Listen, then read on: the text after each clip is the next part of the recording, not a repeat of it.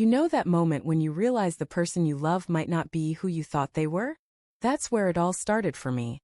Standing on a balcony overlooking the turquoise waves of Cancun, the sun warming my skin, while her words cut me deeper than any knife ever could. "This is the basic package," she whispered, her voice dripping with disappointment. "My ex would have paid for luxury." I froze, my heart stuttering, as the margarita in my hand suddenly tasted like regret. Let me take you back to the beginning, to when everything felt like a dream. I'm Jake, just a regular guy, 32, working as a graphic designer in Chicago. Life was good, not perfect, but good. I met Lauren 2 years ago at a friend's barbecue. She was all laughter and light, with hazel eyes that seemed to hold 1,000 stories. We clicked instantly. Late night talks about our favorite movies, her teasing me about my terrible cooking, stolen kisses in the rain. She was my world and I thought I was hers. We moved in together after a year, splitting rent on a cozy apartment with a view of the city skyline. I'd wake up to her humming in the kitchen, making coffee, and I'd think, this is it. This is what love feels like. The idea for the Cancun trip came from her. Lauren loved to travel. She'd scroll through Instagram, showing me pictures of beaches and resorts, her eyes sparkling with excitement. "Let's go somewhere warm," she said one chilly November night, curled up on our couch. "Just you and me, no distractions." I wasn't rich, but I'd been saving up and I wanted to make her happy. I spent weeks researching, booking a decent resort. Not the fanciest, but it had a pool and ocean view, and a vibe that screamed paradise. I surprised her with the tickets on Christmas morning, and she squealed, throwing her arms around me. "Jake, this is perfect," she said, and I believed her. But something shifted as the trip got closer. Lauren started dropping little comments, nothing major, just enough to make me pause. "This resort looks nice, I guess," she'd say, scrolling through the website, her tone flat. Or, "My ex Tom took me to this insane place in Bali once. Private villa, butler, the works." I'd laugh it off, thinking she was just reminiscing, but those mentions of Tom started creeping in more often. Tom, the investment banker she dated before me. Tom, who apparently had money to burn. I'd never met him, but his shadow seemed to follow us everywhere. The first few days in Cancun were fine. We swam, we danced, we ate tacos by the beach. But I started noticing things. Lauren would check her phone constantly, smiling at texts she wouldn't show me. She'd wander off to explore the resort alone, coming back with vague excuses.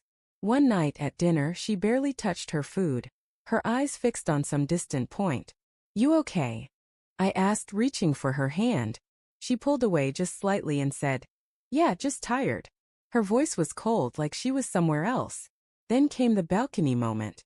We were on day 4, sipping drinks, the sunset painting the sky in pinks and oranges. I was trying to make her laugh, telling some dumb story about my coworker when she said it. "This is the basic package. My ex would have paid for luxury." It wasn't just the words, it was the way she said them, like I was a disappointment, like I'd failed some test I didn't know I was taking. I set my glass down, my stomach twisting. "What's that supposed to mean?" I asked, keeping my voice steady. She shrugged, avoiding my eyes.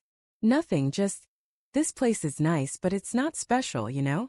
Tom always went all out." I felt my face burn. "I'm not Tom, Lauren.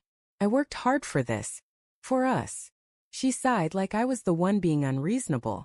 "I know, Jake. Forget I said anything." But I couldn't forget. Those words were a crack in everything I thought we had. That night I couldn't sleep. Her phone buzzed on the nightstand and something in me snapped. I'd never been the type to snoop, but my gut was screaming. I grabbed her phone, my hand shaking as I unlocked it. She'd given me her passcode months ago, a sign of trust, I'd thought. The messages were right there, a thread with T that made my heart stop. "Miss you in places like this," she'd written, with a photo of the beach. His reply. "You deserve better than that budget resort. Come see me when you're back." There were dozens of messages going back months. Flirty, nostalgic, intimate.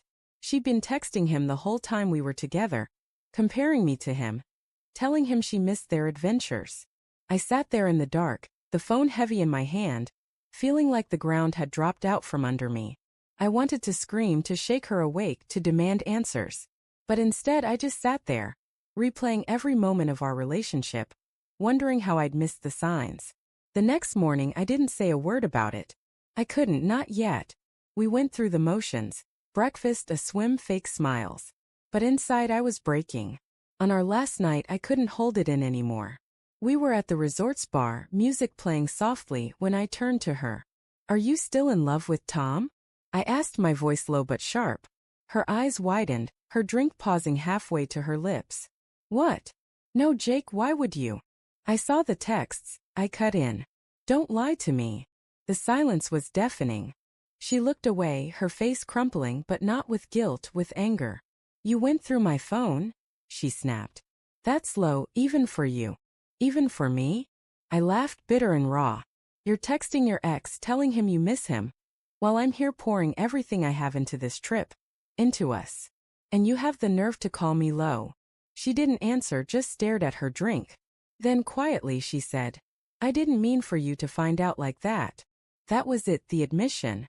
Not an apology, not an explanation, just a confirmation that I'd been a fool. I stood up, my chair scraping against the floor. "I hope you and Tom have a great life in your luxury villas," I said, and walked away. Back in Chicago, I packed my things and moved out. She didn't try to stop me. I spent weeks replaying it all, the hurt burning like a fire I couldn't put out. But slowly I started to see it for what it was. I'd loved someone who didn't love me back, not really. I wasn't her dream guy, I was her placeholder. Now I'm rebuilding piece by piece. I started therapy, picked up new design clients, even booked a solo trip to Colorado just for me. I don't need luxury resorts or her approval to feel whole. But sometimes late at night I still hear her voice on that balcony, and it stings. Not because I miss her, but because I trusted her. And that's the hardest part to let go of, the belief that love is enough when sometimes it's just not.